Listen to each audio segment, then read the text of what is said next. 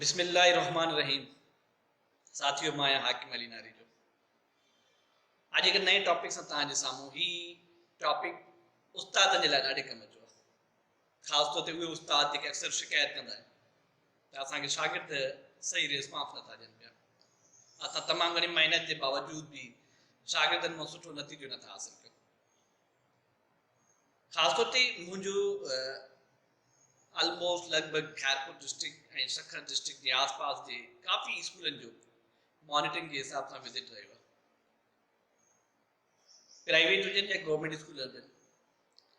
हाणे मॉनिटरिंग जे दौरान मां हिकिड़ी शइ तमामु घणी नोट कई आहे, जेको ट्रेडिशनल पैटर्न रहियो आहे टीचर्स जो। असां सिंधी हुजे, इंग्लिश हुजे, सोशल स्टडी हुजे, साइंस हुजे या कोई बि ॿियो सब्जेक्ट हुजे, उनजो चैप्टर ऐं लेसन खे ॾिसंदा आहियूं, उनखे पढ़ी करे शागिर्दनि खे पढ़ाईंदा आहियूं। आख़िर में हुनजी एक्सरसाइज ऑलमोस्ट उस्ताद पाण ई हल करे शागिर्दनि खे नोट कराईंदा आहिनि। हाणे थींदो ईअं, शागिर्द जेको ट्रेडिशनली हिन टाइम ताईं मैकेनिज़म रहियो आहे टीचिंग जो, उन में जेका एक्सरसाइज जा सवाल जवाब लिखाया वेंदा आहिनि, हू उन्हनि खे यादि कंदो आहे ऐं एतिरे हद ताईं यादि कंदो आहे जो उन्हनि सवालनि जवाबनि जी पॉइंट खां अलावा जेकॾहिं उन लेसन जो, उन चैप्टर जो एडिशनली को बि ॿियो पॉइंट तव्हां उन खां पुछंदो, मक़सदु जेके चैप्टर जी एक्सरसाइज जे एंड में जेका शइ हल कराई वई आहे, उन खां अलावा उन ई चैप्टर में ॾिनल जेकॾहिं का ॿी शइ पुछंदो त ॿार खे काई ख़बर न हूंदी, छो त ॿार हुन तवजो ई न ॾींदो। ॿार जी सॼी फोकसिंग सिर्फ़ु इन शइ ते रही आहे त मां जेका चैप्टर जे एंड में एक्सरसाइज आहे, ठीकु आहे, उनजा जेके जवाब आहिनि, इन्हनि खे यादि कंदो, मुंहिंजो चैप्टर कवर थी वेंदो। ऐं उस्ताद बि इन ई अंदाज़ में इहे शइ कंटिन्यू कंदा आहिनि। दरअसल हिते हिकिड़ी अहम ऐं लॉजिकल पॉइंट आहे जेका असांखे तवजो रखणु घुरिजे, उहा इहा हूंदी आहे त कंहिं बि चैप्टर या कंहिं बि लेसन्स खे स्टार्ट करण खां पहिरियों उन टॉपिक जा, उन चैप्टर जा या उन लेसन जा जेके एसेलोज हूंदा आहिनि, माना जेके ऑब्जेक्टिव हूंदा आहिनि, उहे ज़रूरु पढ़णु घुरिजनि। काफ़ी उस्तादनि खे इहा बि ख़बर घटि हूंदी आहे त जेके असां चैप्टर या लेसन पढ़ाईंदासीं, उन्हनि जा टॉपिक जा एसेलोज कढिबा कीअं, छो त लेसन प्लान में टॉपिक जा ऑब्जेक्टिव तमामु अहम हूंदा आहिनि।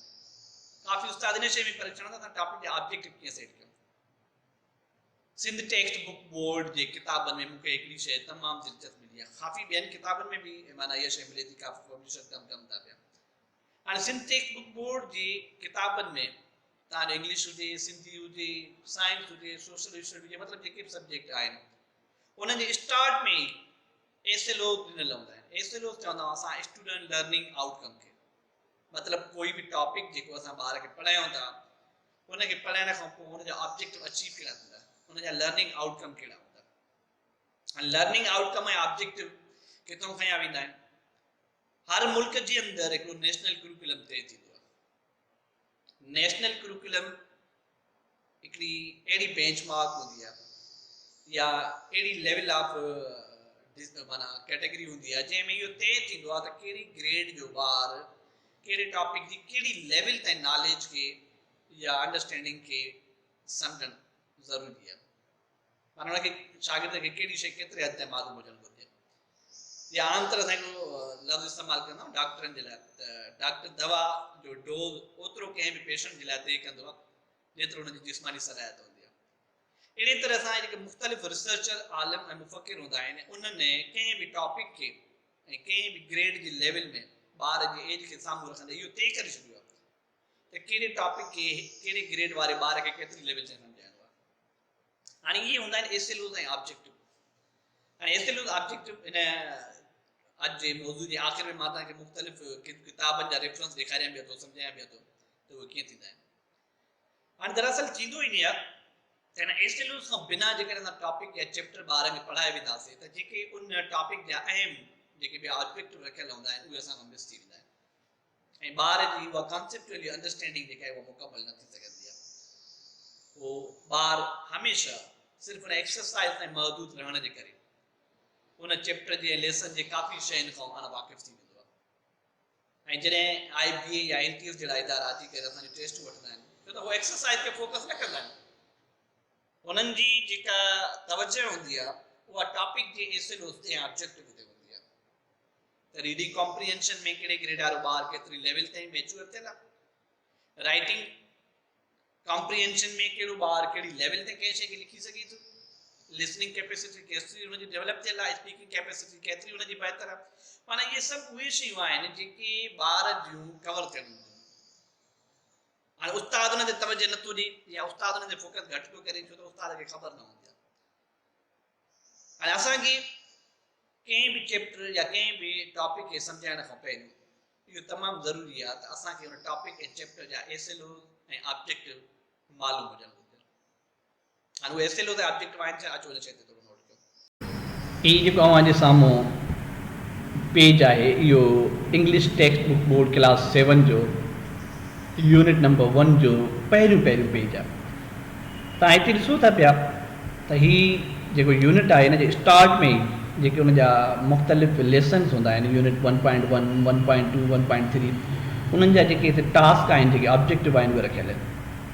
मतिलबु त हीअ यूनिट पढ़ाइण खां पोइ व्हाट विल आई लर्न, माना असां छा सिखंदासीं। रीडिंग में हुन जा कहिड़ा एसएलओज़ हूंदा, लिसनिंग ऐं स्पीकिंग वारे लेसन में कहिड़ा हुन जा एसएलओज़ हूंदा, लैंग्वेज प्रैक्टिस में कहिड़ा हूंदा, राइटिंग वारे में कहिड़ा हूंदा, स्टडी स्किल में कहिड़ा हूंदा ऐं फन वारे में कहिड़ा हूंदा। मतिलबु हिन यूनिट जी स्टार्ट करण खां पहिरियों ई असांखे ॿुधायो वियो आहे त हिन यूनिट जा मुख़्तलिफ़ लेसन पढ़ाइण में असां कहिड़ा कहिड़ा ऑब्जेक्टिव तवजो में रखूं ऐं असां पढ़ायूं। उन खां पोइ हीउ क्लास 7 जे सिंधी जो पहिरियों सबक़ु आहे। हाणे हिन में बि ॾिसो हिन जा मता ऐं मक़सद, सिख्या जा हासिलात, मतिलबु हुन टॉपिक जा जेके ऑब्जेक्टिव आहिनि उहे ॾेखारिया विया आहिनि। मतिलबु हिन हमद सबक़ जा जेके असुल पढ़ण जा जेके एसएलओज़ हूंदा उहे हीअ हूंदा। यानी अल्लाह पाक जी वॾाई ऐं हिकिड़ाई जो तसवुरु सम्झणु, हमद सुर ऐं लय सां पढ़णु, लुगत जो इस्तेमालु करणु, लफ़्ज़नि ऐं इस्तिलाहनि जी माना सम्झणु ऐं हम आवाज़ लफ़्ज़ ॻोल्हणु। हाणे हिन टॉपिक या हिन सब्जेक्ट खे पढ़ण खां पोइ शागिर्दनि खे हिननि शयुनि जी मुकमल ख़बर हुजणु घुरिजे। इहे हिन जा एसएलओज़ ऐं ऑब्जेक्टिव आहिनि। अहिड़े नमूने सां हीअ क्लास 7 जी सोशल स्टडी आहे। सोशल स्टडी में बि तव्हां ॾिसो त हिते शागिर्दनि जी सिख्या जा नतीजा, मतिलबु जेके एसएलओज़ आहिनि, लर्निंग आउटकम्स आहिनि, उहे ॾेखारिया विया आहिनि। त हीअ जेको पहिरियों बाब आहे, क़दीम दुनिया, ऐं उन में हिंदुस्तान जो तारीख़ी जेको ज़िक्र थियल आहे, हिन पोर्शन खे या हिन चैप्टर खे पढ़ण खां पोइ असां कहिड़ी कहिड़ी शइ सम्झी चुका हूंदासीं ऐं ॿारनि खे क्लियर कराए चुका हूंदासीं। हीअ क्लास 6 जी सोशल स्टडी आहे जेका इंग्लिश में आहे। हिते बि तव्हां ॾिसो जॾहिं यूनिट 1 आहे, world view, society and civilisation, इन में बि ॾिसो यूनिट 1 में स्टूडेंट लर्निंग आउटकम ॾेखारिया विया आहिनि। शुरू में ई माना असांजे टेबल्स में इहा शइ मैंशन थियल आहे त हीअ चैप्टर जॾहिं असां पढ़ायूं त कहिड़ी शइ तमामु तवजो में रखणु ज़रूरी आहे ऐं फोकस कई वञे। उन खां पोइ हीअ असांजो साइंस क्लास 7 जो चैप्टर नंबर 2 जो पेज आहे। हिन में बि तव्हां ॾिसो हिन बाब में तव्हां हेठियूं ॻाल्हियूं सिखंदा, मतिलबु इहो जेको चैप्टर पढ़ंदासीं हिन जा एसएलओ ऑब्जेक्टिव हिते ॾेखारिया विया आहिनि। त माना कहिड़ी कहिड़ी शइ हूंदी जेका हिन चैप्टर खे पढ़ण खां पोइ ॿार खे सम्झ में अची चुकी हूंदी, उहा शइ नोट करे चुको हूंदो। हीअ क्लास 6 जी साइंस जो पहिरियों पेज आहे। हाणे हिन में बि तव्हां ॾिसो त इन जा जेके एसएलओज़ आहिनि, जेके लर्निंग आउटकम आहिनि, ऑब्जेक्टिव आहिनि, उहे ॾेखारिया विया आहिनि। मतिलबु स्टूडेंट खे हीअ शयूं ज़रूरु मालूम हुजणु घुरिजनि या हीअ समूरियूं शयूं ज़रूरु सम्झणु घुरिजनि जेकॾहिं चैप्टर जो कमु पूरो थो थी वञे त। हाणे अक्सर करे थींदो ई न आहे, असांजो उस्ताद रूटीन में जेका एक्सरसाइज़ हूंदी आहे उहा त हुनखे सॉल्व कराए छॾींदो आहे। उन एक्सरसाइज़ खां अलावा जेका एडिशनली ॿिया जेके असांजा एसएलओज़ हूंदा आहिनि टॉपिक जा, या जेके ऑब्जेक्टिव हूंदा आहिनि, या जेके हुनजे सिख्या जा हासिलात हूंदा आहिनि, ॿार खे हुनजी ख़बर ई न आहे हूंदी। छो त ट्रेडिशनली जंहिं तरीक़े सां ॿार खे सेखारियो वेंदो आहे, सम्झायो वेंदो आहे, उहो सिर्फ़ु सिर्फ़ु एक्सरसाइज़ ते डिपेंड थो करे पियो। ऐं एक्सरसाइज़ में बि जेके उस्ताद हुनखे जवाब लिखाया हूंदा आहिनि उन्हनि ते, पोइ ॿार जी जेका सेल्फ लर्निंग आहे उहा थिए ई नथी पई। असांखे थियणु तवजो करण में इहा तमामु वधि में वधि ज़रूरत आहे त जॾहिं असां ॿारनि खे पढ़ायूं त उन टॉपिक जे एसएलओज़ खे ऐं ऑब्जेक्टिव खे ज़रूरु तवजो में रखूं। छो त जेसि ताईं ॿार जो उहो ऑब्जेक्टिव टॉपिक वारो अचीव नथो थिए, ॿार खे पढ़ाइण जो कोई फ़ाइदो न आहे।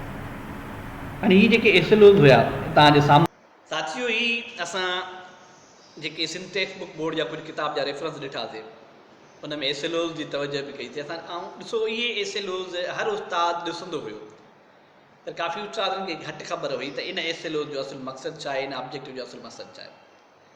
हाणे कंहिं बि उस्ताद खे पंहिंजी क्लास में वञी करे शागिर्दनि खे सम्झाइण खां पहिरियों जेका नेचर ऑफ ॿारनि जी साइकोलॉजिकल जेका लर्निंग आहे या जेका नेचर ऑफ अंडरस्टैंडिंग जेका कैपेसिटी आहे जीअं त मां अॻ में ॻाल्हाए चुको आहियां, हिकिड़ो अॻ में असांजो लेक्चर थी वियो आहे त ॿारु कहिड़ी कहिड़ी नेचर जो थींदो आहे ऐं उनखे सम्झाइण जे लाइ कहिड़ी कहिड़ी शइ तवजो में रखणु घुरिजे। मक़सदु पंहिंजे हिन एसएलओस खे ऑब्जेक्टिव खे साम्हूं रखी करे जेकॾहिं असां टॉपिक सही तरह सां ॿार जे साम्हूं क्लियर करे वियासीं ऐं ॿारु असांजो उहो एसएलओ अचीव करे वियो या सही तरह सां सम्झी वियो, यकीन ॼाणियो ॿार जी जेका डेवलपमेंट आहे उहा बहितर रुख में वेंदी ऐं असांजे असुलु ऑब्जेक्टिव वारे टास्क में वेंदी। इन जे लाइ तमामु ज़रूरी आहे त जॾहिं ॿार खे असां पढ़ायूं क्लास जे दौरान त असां ॿार जी टॉपिक जी एसएलओस खे ज़रूरु ज़हन में रखूं ऐं उनखे साम्हूं रखी करे मुख़्तलिफ़ टीचिंग स्ट्रेटजीज़ सां ॿार खे उहा शइ कॉन्सेप्चुअली सम्झाइण जी कोशिशि कयूं। या आसान लफ़्ज़नि में असां ईअं चऊं त ॿार जी उन टॉपिक जे वर्किंग में 70 खां 80% इन्वॉल्वमेंट आणियूं। माना जेतिरो ॿारु इन्वॉल्व थींदो ओतिरो उन टॉपिक खे बहितर सम्झंदो।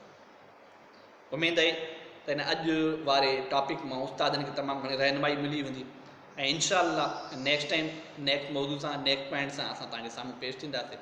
तमामु घणी महिरबानी मुंहिंजे टॉपिक खे ॿुधण जी।